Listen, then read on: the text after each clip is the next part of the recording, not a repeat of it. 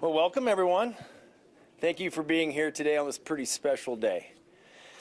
So we're excited to be here today at Empower Field at Mile High, one of the best and most high-tech stadiums anywhere in the country. A big thanks to Joe Ellis and the Denver Broncos for their partnership and leadership in our World Cup bid. Thank you, Joe. This stadium has hosted some iconic events in its 20-year history. AFC Championship games featuring the Denver Broncos, concerts including Rolling Stones, Taylor Swift, Garth Brooks, and U2, among many others. Former President Barack Obama's acceptance speech at the Democratic National Convention. And this past June, the stadium was host to the U.S. men's national team's 3-2 victory over Mexico in one of the most exciting games in CONCACAF history. There is magic in this stadium, and we think it will be an amazing venue to host World Cup soccer matches in 2026.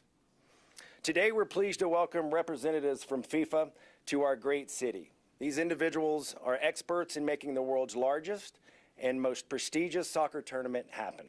And we're excited to show them why we think Denver is an ideal city to host World Cup matches. We're also joined by Tim Howard. Tim is a legend not only in Colorado's soccer community, but also nationally. He is one of the greatest goalkeepers in the history of the U.S. men's national team, and he holds the World Cup record for most saves in a match. Here in Colorado, we also love Tim because of the tremendous work as the goalkeeper for our Colorado Rapids. We're extremely grateful for your support of our bid, Tim. It's great to have you with us today. Everyone, Tim Howard.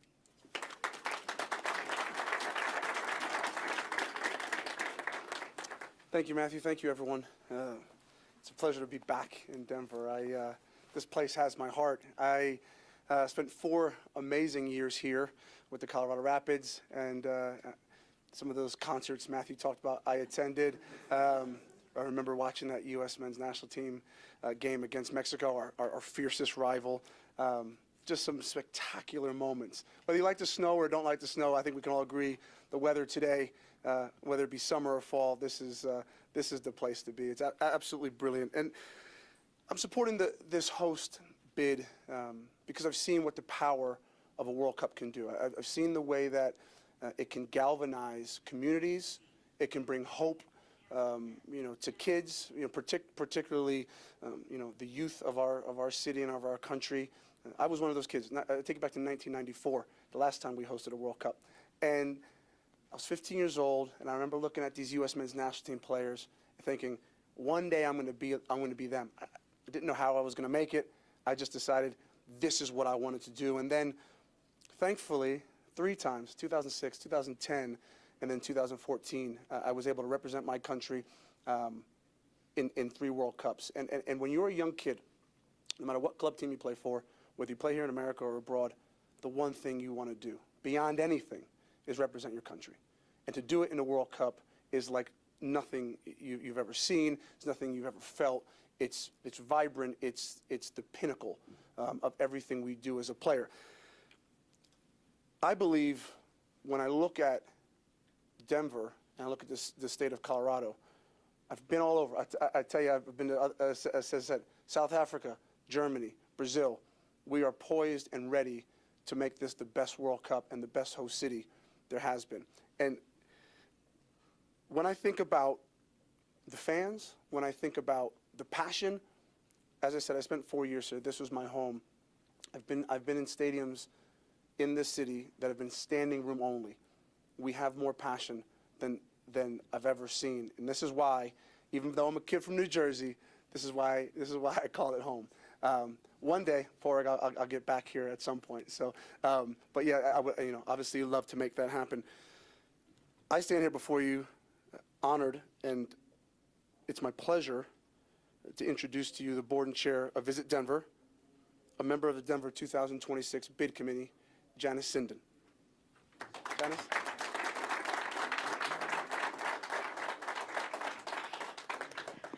Thank you so much for the opportunity to be here today, and thank you, Tim, for the introduction. As the chair of the Visit Denver Board of Directors and as a proud member of the Denver 2026 World Cup Bid Committee, I can honestly tell you that we have all the right ingredients here in Denver to be a fantastic host city. We have the accessibility with Den as an incredible international airport that was ranked as the 3rd busiest in the world through the first half of this year and was recently ranked the best in the nation by the Wall Street Journal. We have the infrastructure in place with one of the best stadiums in the country and world-class training facilities. We have the accommodations with more than 51,000 hotel rooms across the Denver metro area. We have walkable city center adjacent to our stadium with nearly 12,000 of those hotel rooms within walking distance of each other. We have a robust transportation system with citywide light rail access, including 2 stops right here from the stadium. And we have renowned culture and culinary scenes. And to top it all off, with our warm Western hospitality, we believe Denver can be among the best FIFA World Cup host cities ever. We know that hosting World Cup matches would provide a once-in-a-lifetime opportunity for Coloradans and visitors from across the country and around the world. I would also like to provide us with the great opportunities as follows. The opportunity to provide a lasting legacy for our soccer community throughout Colorado, the opportunity to showcase what is special about our city and our state to the world, and the opportunity to inspire another generation of soccer players and supporters in our state and beyond. Thank you. And now I'd like to welcome our Lieutenant Governor to the stand.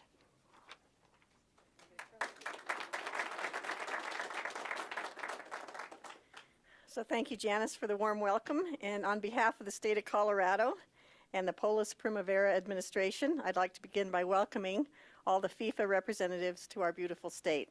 We're so pleased to have you here. There's truly no better location than Colorado to host World Cup games, and it's an honor to be in the running for 2026.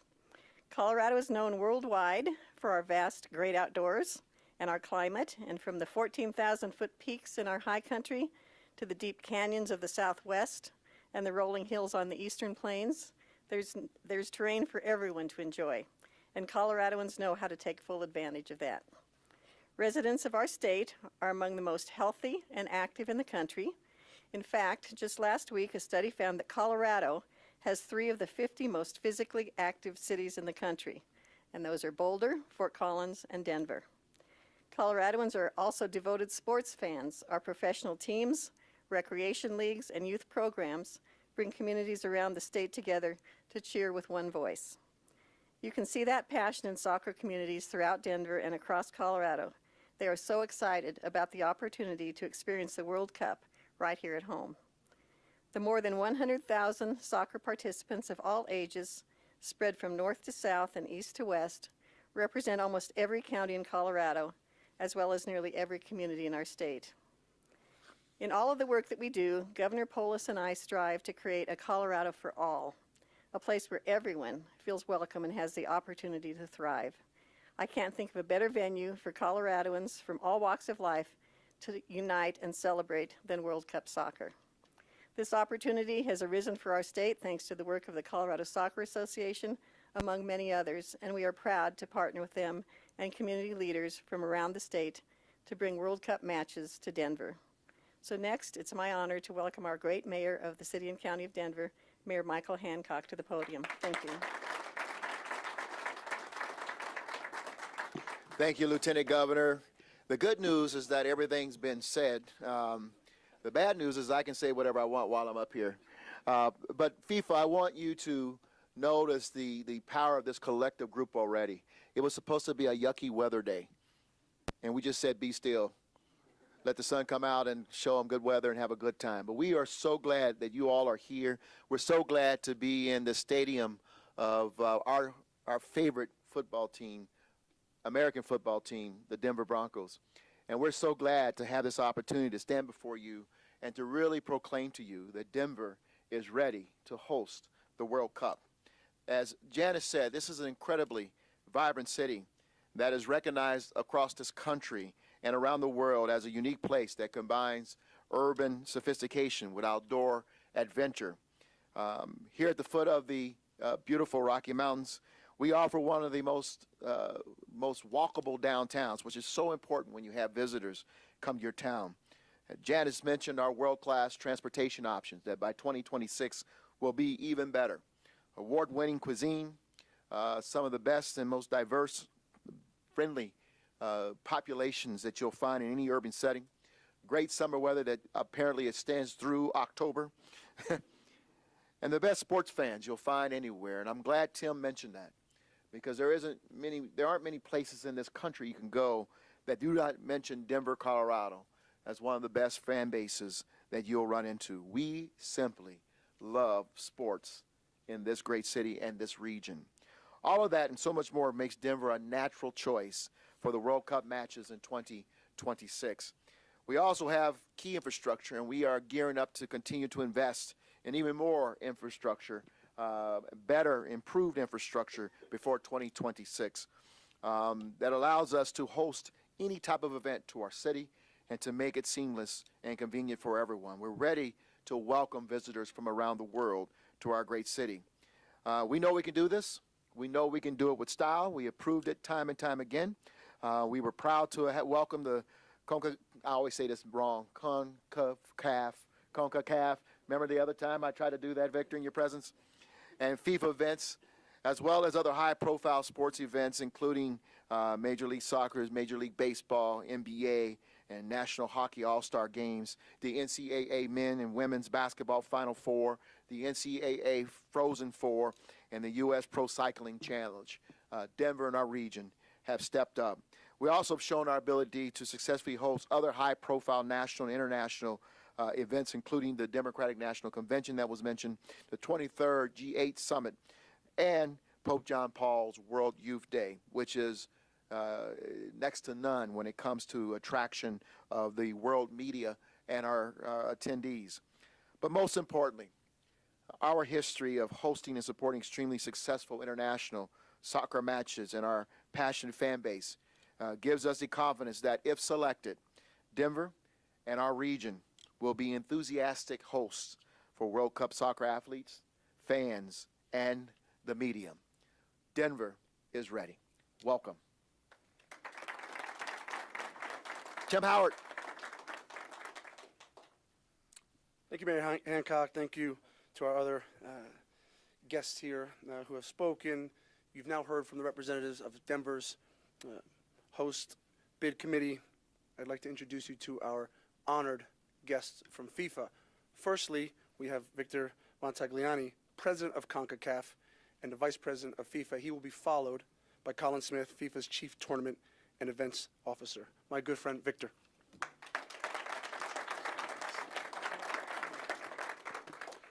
Tell you what, I know you want it, but it's pretty intimidating when you get introduced by the Minister of Defense here. So I think if we got into a penalty shootout, chances are pretty good there. Just thank you. Thank you for, from the moment we arrived last night, being not only fantastic hosts, but very warming, just like the weather. Obviously, it's great to be back in Denver from my perspective. You know, I think your representatives have done a fantastic job. They had a great presentation today earlier. In terms of, you know, the nuts and bolts of really what a bid is and what it takes to put on the World Cup. As all of us know that are in the sports business, whether it's the Broncos, and thank you to Mr. Ellis for hosting us here today. You know, it takes a lot to put on an event, whether it's a match, whether it's a tournament. I also like to congratulate the Rapids and Pedrick on a very successful season, and good luck in the playoffs. And I think it's also behooves me as a FIFA vice president and as CONCACAF president to thank the Kroenke family for their commitment to our sport and all you do. And if I can take a bit of a shot to the Broncos, you're the owner of the real football. There you go. So thank you very much. And but you know, I think what's important too, and Colin will go through you know, some of the nuts and bolts in terms of what we examine and how do we look at it. And it's a very difficult decision at the end of the day when we have to make them, because I've been very impressed by the attitude of all three countries and their candidates in terms of really putting their best foot forward.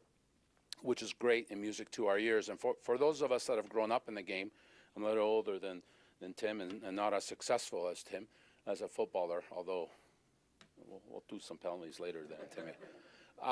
But, you know, it's always been, this game has always had, not struggled, but always, it was a battle to find our place in the ecosystem, especially in North America. And I think we have.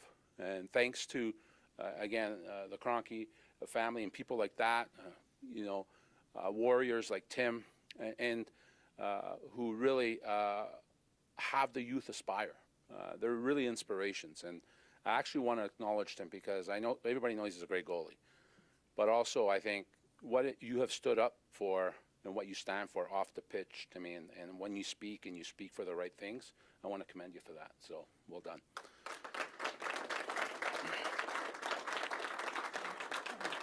But I get asked all the time, what's the World Cup really about? You know, we know there's 80 games, and we're all going to cheer for our favorite teams. So sorry, I kept pointing to that middle flag over there. But, you know, at the end of the day, what it's really about, I think Tim Howard told you what it's about as a 15-year-old. So the 15-year-old Tim Howard really told you what it's all about.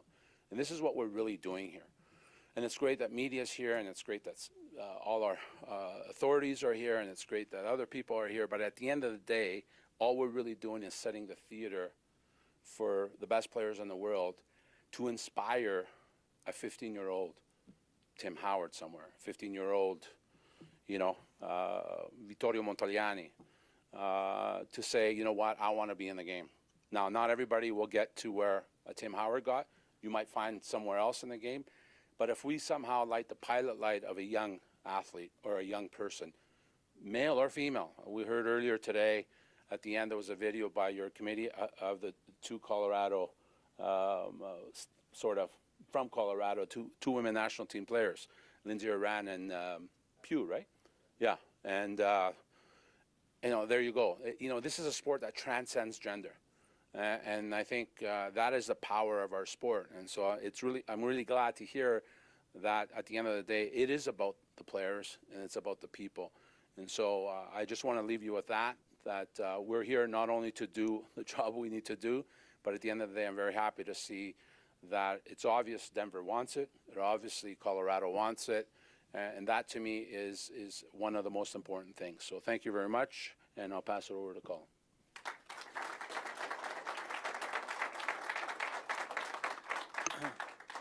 Thanks, Victor, and thanks, Tim, and the whole Denver team. Not just for the warm welcome and the meetings we've had today, which were outstanding, but the work over the last couple of years. We've had to work remotely when we obviously wanted to be here much earlier than we've been able to be. So we very much appreciate the commitment and the flexibility to continue the work and keep the momentum going at a period when we couldn't travel. So today we had some great presentations and passionate speakers about what Denver can bring to the World Cup. The hard sell started early, and I see a small room with lights in my eyes. It's continuing this afternoon. So as Victor said, the message is very much received in terms of the enthusiasm and the passion. And, you know, what we look for is, as Victor said, we start with the players. You know, we need to provide the best playing conditions in the world for the best players in the world to perform at the highest level in the world. And that's ultimately what we want from the World Cup. And everything else is then built around that. So we start with the pitches, we start with the stadium, and we're looking forward to the tour of this fantastic venue this afternoon. And then we work around it, we look at all the other ancillary you know, stakeholders who are critical to the success of a World Cup as well, be it broadcasters, sponsors, media, fans, of course. And we work through their experience. What experience do we want them to have during a World Cup? And so we have to look at transport, we look at accommodation, we look at the airport, sustainability, and it was very impressive to hear about the sustainability plans of Denver and the state of Colorado earlier today as well. One thing that's, you know, was pointed out to us today is obviously the compact footprint of Denver and the fact that fans, when they come to Denver, can, you know, visit the Fan Fest locations, the hotels, the restaurants, and walk to the stadium. And all these details are obviously very important. as Victor said, we've got a tough job to do. We've got other cities, obviously, that we're visiting. And we'll look to finalize this process, hopefully, towards the end of this year and then make an announcement into next year. But it's been really humbling and pleasing to see just how competitive the process is, how engaged a city like Denver is, and how keen the city is to host the World Cup. So it's great to be here. We're happy to answer any questions that you may have. Thank you.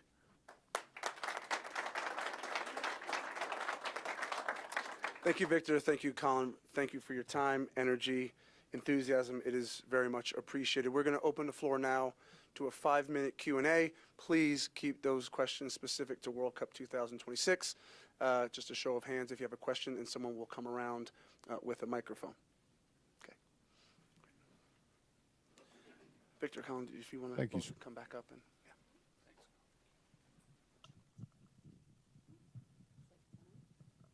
Okay, thank you.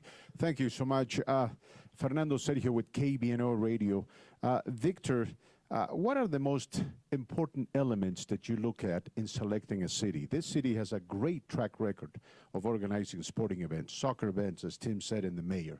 So fundamentally, Colin mentioned the pitch. This is a beautiful stadium. What are the 2-3 elements, key elements that you're going to look at to determine whether Denver can host a number of games in 2026?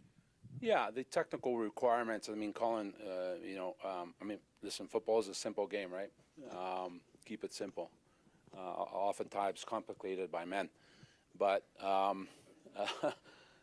as he said, it starts with the pitch, it starts with the stadium, and then we build all around that. So you look at transportation, you look at accommodation, and then there's also the legal side in terms of dealing with the sort of different levels of authorities, civic, state, and all that.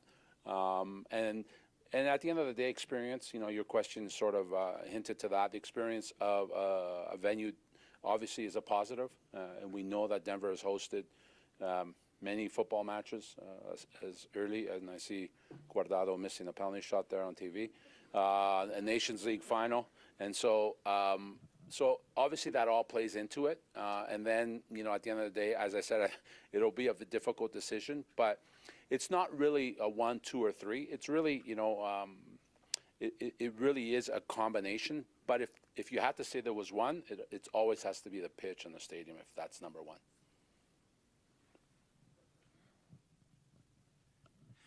Hi, Ed Sealover, Denver Business Journal. I'm curious, too, about how much Denver's geography plays into this. I mean, obviously, this is going to be a city that's removed from the others by at least airfare if this is chosen. Does that give it an advantage or a disadvantage being not on the coasts, not around some of the other cities that you're looking at? Yeah, thanks. Look, we look at the geographic spread. Obviously, when you look at the footprint of US, Canada, Mexico, it's huge. And I think it's the largest footprint we've had for a World Cup. One of the critical elements, again, is coming back to the teams. It's important that the teams are not, crisscrossing such a huge territory, and that we look at clusters and we look at how can we ensure that the teams are treated equally within, the realms of possibility, and that travel distances are maintained to a certain limit. So that's where, it's important that we have this spread of cities across the 3 countries, north, south, east, west, in order to ensure that. Obviously, that's from the players' side. Then you have the fans as well, obviously a critical component of any World Cup. And again, geographic spread's important, not only to tap into the resident communities that are present across the country, but also to have those locations for fans traveling as well.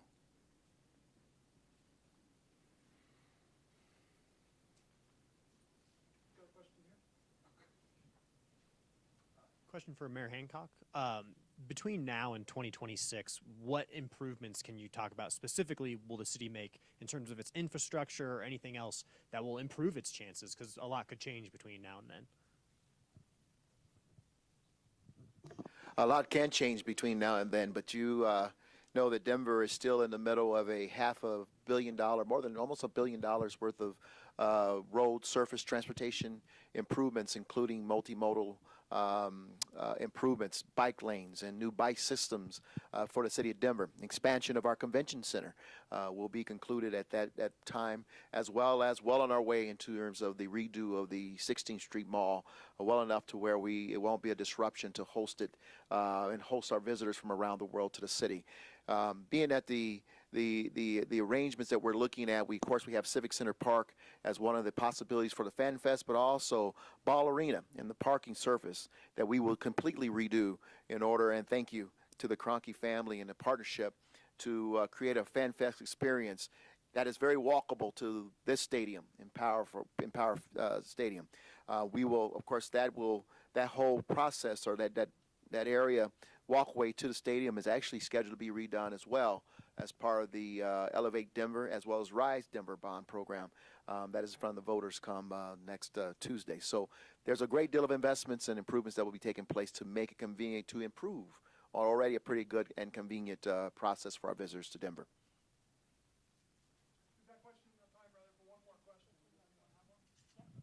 I guess my question is for Colin, but maybe Victor, you can answer it too.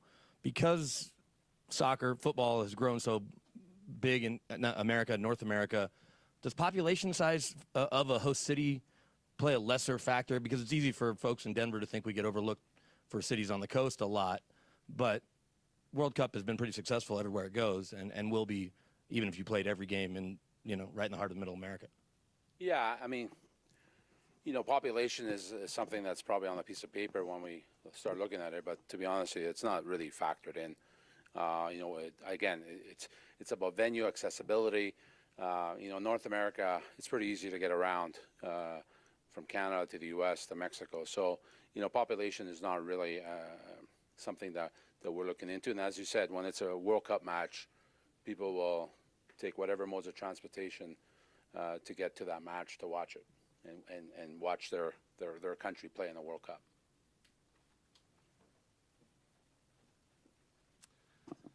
Thank you once again, Victor and Colin. Thank you to Mayor Hancock and Lieutenant Governor Primavera. I would ask that our guests now take a photo opportunity before we move on to the next portion.